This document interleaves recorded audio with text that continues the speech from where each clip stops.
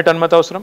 Finance డిపార్ట్మెంట్కి file circulate చేయాలి. కానీ ఆర్థిక శాఖ అనుమతి తీసుకోలేదు. మీరు చెప్తున్నారు గతంలో ఆర్టీసీ కూడా 200 కోట్లు జిహెచ్ఎంసీ నుంచి ఇచ్చాం మనం. జిహెచ్ఎంసీ ఇంటర్నల్ డిపార్ట్మెంట్లో డబ్బులు సర్దుబాటు చేసుకునేది, ఇక్కడున్న ప్రభుత్వ డబ్బులు విదేశీ కంపెనీకి అప్పచెప్పేదానికి తేడా లేదా? 55 కోట్లు కనీసం ఆర్థిక శాఖ అనుమతి లేకుండా మీరు ఒక సంతకంతో పెట్టారనేదే తప్పుపడుతున్నారు. ఈ మాట్లాడే వాళ్ళకి ప్రభుత్వం ఎట్లా నడుస్తుందో తెలియదు, ఈ రోజు ఎట్లా నడుస్తుందో కూడా తెలియదు. ఏ డిపార్ట్మెంట్కి ఆ డిపార్ట్మెంట్కి మంత్రే బాసు, మంత్రే గవర్నమెంట్. ఆ డిపార్ట్మెంట్ డబ్బులు అక్కడికి వినండి, మళ్ళీ జాగ్రత్త వినండి. ఇప్పుడు నేను ఇండస్ట్రీస్ మినిస్టర్ అనుకోండి, నా కింద కొన్ని కార్పొరేషన్లు ఉంటాయి. Telangana state industrial infrastructure corporation ఉంటుంది. తెలంగాణ స్టేట్ ఇండస్ట్రియల్ ఇన్ఫ్రాస్ట్రక్చర్ కార్పొరేషన్లో ఉండే డబ్బులకి ఒకవేళ నువ్వు ఖర్చు పెట్టుకోవాలనుకుంటే క్యాబినెట్ అనుమతి అవసరం లేదు, ప్రభుత్వ అనుమతి అవసరం లేదు. ప్రభుత్వం అంటే మంత్రి, ప్రభుత్వం అంటే సెక్రటరీ. ప్రభుత్వం ఇంకేదో ఆకాశంలో ఉండే ఏదో విచిత్రమైన అర్థం కాని బ్రహ్మ పదార్థం కాదు. ప్రభుత్వం అంటేనే మంత్రి. ఇది తెలుసుకోవాలి రేవంత్ రెడ్డి, ఆయన ఎంబడి ఉండే మంత్రులు. మళ్ళీ ఒకసారి చెప్తా ఉన్నా, 55 కోట్లు నేనేదో దానం చేయలేదు, 55 కోట్లు నేనేదో వృధా చేయలేదు. 55 కోట్ల పెట్టుబడి వల్ల మొదటి సంవత్సరం 2023లో ఫార్ములా ఈ రేస్ జరిగితే నేను చెప్పట్లేదు, నెల్సన్ అనే ఒక ప్రైవేట్ సంస్థ 700 కోట్ల లాభం వచ్చింది హైదరాబాద్ మహానగరం యొక్క ఎకానమీకి అని చెప్పింది. మరి 50 కోట్లు ఖర్చు పెట్టి 700 కోట్ల లాభం వస్తే దానివల్ల లాభమా నష్టమా? 700 కోట్ల లాభం ఎట్లా వచ్చింది కాస్త నెల్సన్ రిపోర్ట్ మీకు ఇస్తా, చదువుకోండి. మీడియా కూడా చదవాలి అప్పుడప్పుడు. నేనేమంటున్నా, 700 కోట్ల లాభం అంటే ప్రభుత్వానికి వచ్చిందా, లేకపోతే ప్రభుత్వ కార్యకలాపాలు ఈ రేస్ సందర్భంగా నిర్వహించిన యాక్టివిటీకి వచ్చిందా? ఎట్లా మొత్తంగా హైదరాబాద్ యొక్క ఎకానమీకి, తెలంగాణ ఎకానమీకి జరిగిన బెనిఫిట్ 700 కోట్లు. ఎట్లా చెప్తాను. మేము రేస్ ఒకటే కండక్ట్ చేయలేదు.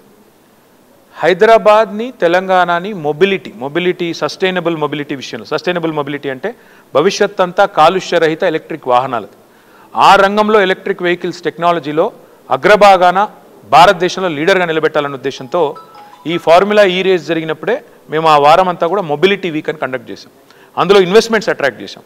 ఇలా నేను ముఖ్యమంత్రి గారు పోయి మహబూబ్నగర్లో పెద్ద స్పీచ్ ఇచ్చిండు, అమర్ రాజా కంపెనీలో ఉద్యోగాలు వస్తాయి. ఆ అమర్ రాజా కంపెనీ తెచ్చిందే మేము 9,500 కోట్ల పెట్టుబడి ఇదే ఎలక్ట్రిక్ వెహికల్స్ రంగంలో, బ్యాటరీస్ రంగంలో తెచ్చింది మేము. అది కూడా వచ్చింది ఈ మొబిలిటీ వీక్లు. అదే మాదిరిగా హ్యుండై వాళ్ళు 1,400 కోట్ల పెట్టుబడి. అదే మాదిరిగా కేవలం అదే వారంలో 2,500 కోట్ల పెట్టుబడి. దానికి అదనంగా 31,000 మంది ఈ రేస్కి హాజరయ్యారు. దేశం అదేవిధంగా విదేశాల నుంచి ఇక్కడ హాజరైన వాళ్ళు.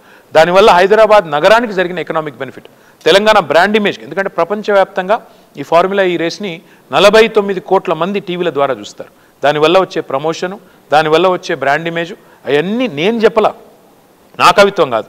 నెల్సన్ అనే అంతర్జాతీయ సంస్థ ఇచ్చిన నివేదిక నేను మీకు ఇస్తాను, ఎన్టీవీలో దయచేసి మీరు అధ్యయనం చేయించండి. సూటిగా 55 కోట్ల విషయంలో అడుగుతున్నాను. మీరు ఏ మంత్రికి అయినా తన డిపార్ట్మెంట్కు సంబంధించి ఒక సంతకంతో డబ్బులు ఎవరికైనా ఇవ్వచ్చా? 500 ప్రజా ప్రయోజనాల కోసమే కావచ్చు, 500 కోట్లు కూడా ఇవ్వచ్చు, 5,000 కోట్లు కూడా ఇవ్వచ్చు. మంత్రి గారి డిపార్ట్మెంట్లో ఆయన పరిధిలో ఉండే, అధికారంలో ఉండే శాఖలు, బిజినెస్ రూల్స్ ఇవి నేను కనిపెట్టినవి కావు.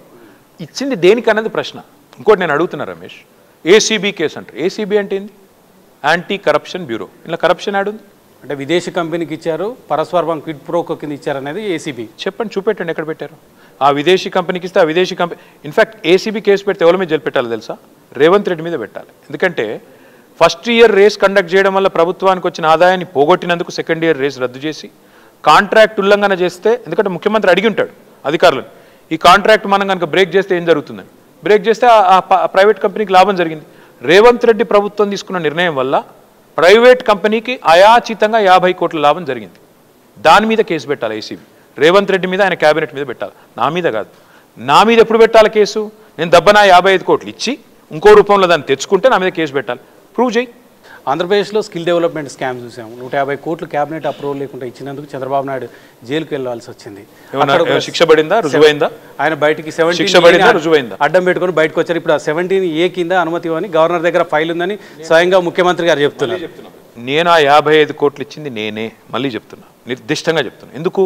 హైదరాబాద్ బ్రాండ్ ఇమేజ్ పెంచడానికి, ఫార్ములా ఈ రేస్ 4 ఏళ్ళు వరుసగా సైన్ చేశాము, దాన్ని కంటిన్యూ చేయడానికి, తెలంగాణ ఇమేజ్ పెంచడానికి, మొబిలిటీ రంగంలో, సస్టైనబుల్ మొబిలిటీ రంగంలో తెలంగాణను అంతర్జాతీయ స్థాయిలో టెస్లా లాంటి కంపెనీలు కూడా ఆకర్షించడానికి ఒక ప్రధాన స్థావరంగా చేయడానికి పరిశ్రమల శాఖ మంత్రిగా, మున్సిపల్ శాఖ మంత్రిగా నేనే నిర్ణయం తీసుకున్నాను. దాన్ని అందులో ఏమైనా అవినీతి జరిగింటే రుజువు చేయండి. అడ్డగోలు ఆరోపణలు ఎవడు పడితే వాడు మాట్లాడచ్చు. నోరుంది కదా, ప్రతిపక్షంలో ఉన్నప్పుడు వాగాం కదా, ఈరోజు కూడా వాగుతామంటే ఎట్లా? ప్రభుత్వం నీది, నీ కింద 4.5 లక్షల మంది ఎంప్లాయీస్ ఉన్నారు, రుజువు చేయి నేను చేసిన తప్పేంది. రుజువు చేస్తామని చెప్తున్నారు 55